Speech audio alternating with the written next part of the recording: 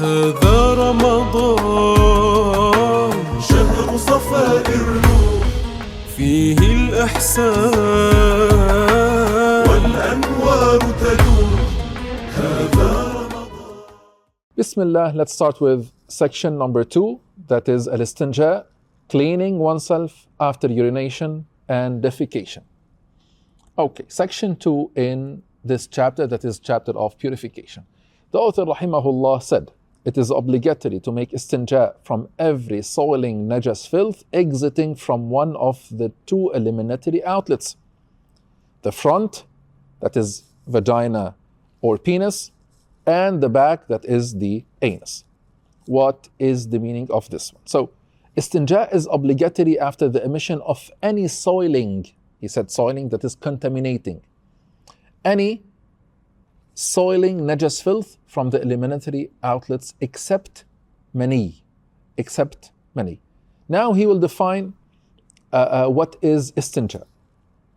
So let me clarify one thing before moving on and reading the next sentence.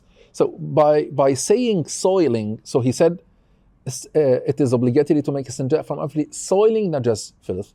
By putting this word, soiling, the author excluded the thing that exits from one of the outlets while it is dry.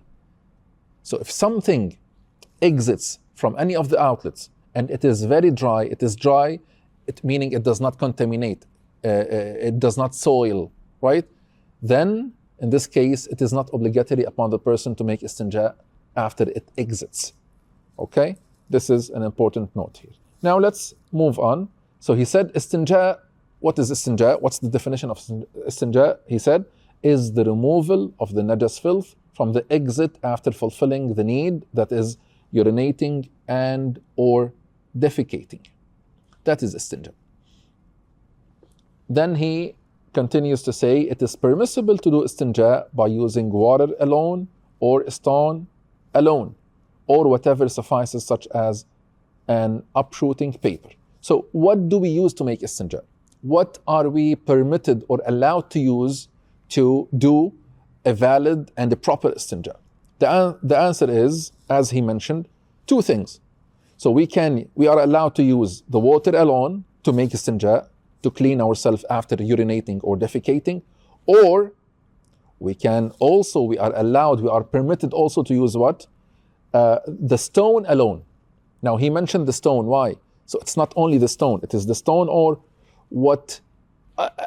any other thing like the stone that suffices, that meet the conditions and that is sufficient to use. So it's not particularly the stone, however it is a stone or whatever suffices, such as an uprooting paper or like the toilet paper, for example.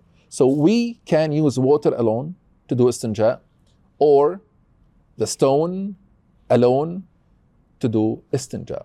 But why the scholars mention stone? Because this is what the people in the past used to use to make istinja. So the scholars would mention this. Now nowadays, it's more common to say the tissue paper that we use in the toilet, right?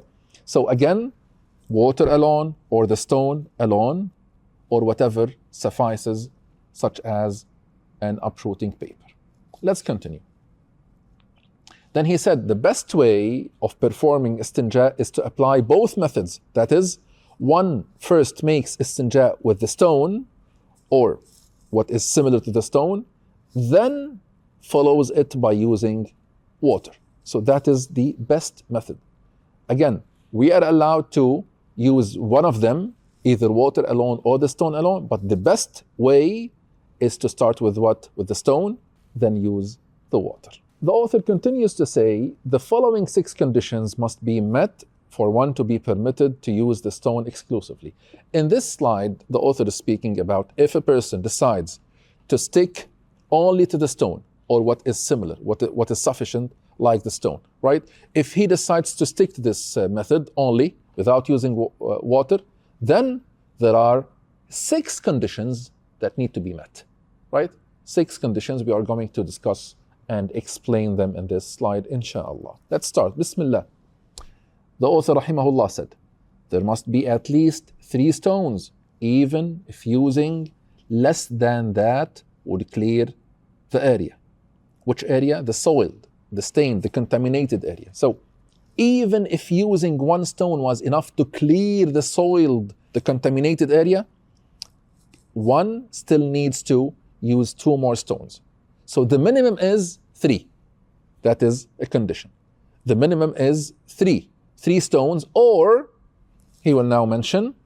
So he said there must be at least 3 stones, even if using less than that would clear the area, or that a stone must have 3 sides by which the place can be cleared. Or he can use 1 stone, but 3 different sides of the stone, right? So the minimum is three wipes. The minimum is 3 wipes. Even if 1 was enough to clear the area, he still needs to what?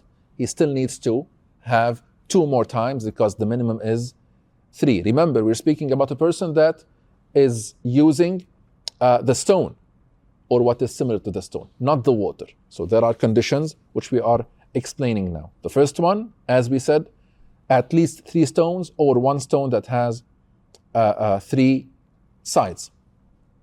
Now he continues, 3 wipes are sufficient if they clear the area. What if he wipes 3 times and it wasn't enough? Then he needs to add until the area is clear. This is what he is going to say now. He said 3 wipes are sufficient if they clear the area, or else, it means in case they did not clear the area, or else the person must add wipes until it is cleared. Until it is cleared. Okay, that's the first condition. Number 2, Bismillah, that the outlet does not dry. If it dries, then it becomes necessary to use water. So when the author said the outlet does not dry, it means the outlet that has najas, filth on it. Okay? Let's give an example to explain this condition. If someone couldn't make it, for example, to the toilet, he needs to go to the toilet, he couldn't make it, and he dripped a bit of urine on himself, then by the time he had the chance to go to the toilet, it was dry. Now it is not sufficient for him to use the stone or the toilet paper. He must use what? He must use water. That is condition number 2. The third condition, the author rahimahullah said that the filth does not spread from its place of exit. So if it spreads, then he has to use water. He cannot use stone. It's not sufficient for him to use only the stone or the toilet paper. Number 4, that no foreign fluid touches that spot, like oil and vinegar. It means it is a condition that no other material from outside, no foreign fluid, mixes with that existing substance. So, if there is a case where other material, foreign fluid from outside mixes, such as oil, for example, or vinegar, then water becomes necessary. It's not sufficient, it's not enough for him to use the stone or the toilet paper. In this case, he has to use water. That is the meaning of this condition.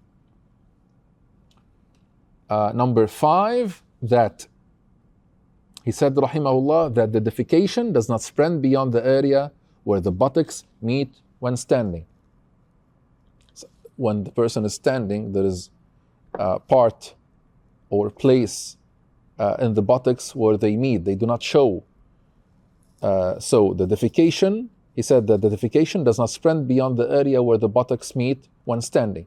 And the urine does not go beyond the head of the penis for the man, and does not reach the entrance of the vagina of the woman. Otherwise, so if any of these happen, using water becomes obligatory. Using water becomes obligatory, so it is not enough, it is not sufficient for him to only use the stone or the toilet paper. That is the 5th condition. Now, number 6, the last condition, the author rahimahullah said that the stones would be pure, that is tahir. If, for instance, one makes istinja with a piece of feces, stool, and 2 stones, then it is obligatory to follow it up with using water. Then as he said, it is obligatory to follow it up with using water. هذا رمضان شهر صفاء الروح فيه الإحسان